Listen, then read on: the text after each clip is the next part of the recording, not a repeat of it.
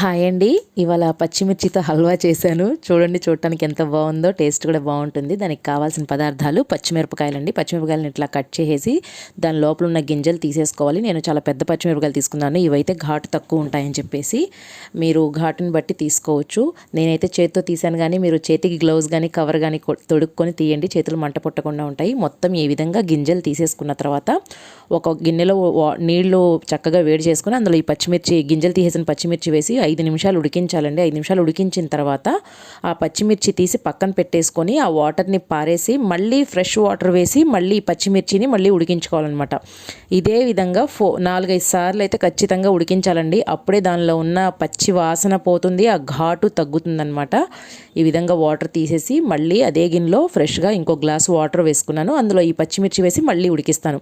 నేను ఇంతకుముందు వీడియోలో వెల్లుల్లిపాయతో పాయసం చేశాను కదా, అందులో కూడా సేమ్ వెల్లుల్లిపాయని ఇలాగే చేశాను కదా, సేమ్ అంతే ప్రాసెస్ అండి. ఈ విధంగా 4 సార్లు చక్కగా ఉడికించేసుకొని దాని ఘాట్ అంతా తగ్గిపోయిద్ది. మనకు తెలుస్తుంది, పచ్చివాసన కూడా తగ్గిపోతుంది. ఇప్పుడు ఈ పచ్చిమిర్చిని 4-5 సార్లు ఉడికించిన తర్వాత చక్కగా వాటర్ లేకుండా తీసి మిక్సీ గిన్నెలో వేసి మెత్తగా పేస్ట్ చేసుకోవాలి.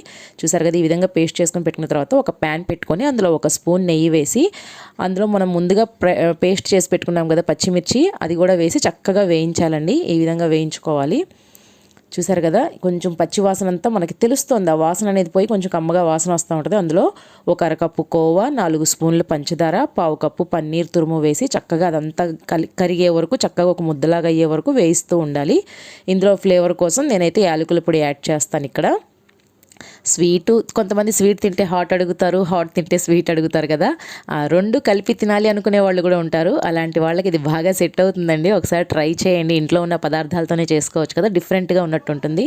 చూడండి, ఇదంతా తిప్పుతుంటే మనకి చక్కగా ఒక బ్యాచ్ లాగా రెడీ అయిపోయింది కదా, ముద్దలాగా మూకుడు వదిలేస్తుంది, అంటే రెడీ అయిపోయినట్టే. లాస్ట్లో కిస్మిస్లు వేయాలి. వేయించాల్సిన అవసరం లేదండి, పచ్చి కిస్మిస్లు వేసేసి బాగా కలుపుకోవాలి. ఇది రాజుల కాలం నాటి స్వీట్ అంట, నాకు తెలియదు, ఈ మధ్య తెలుసుకున్నాను.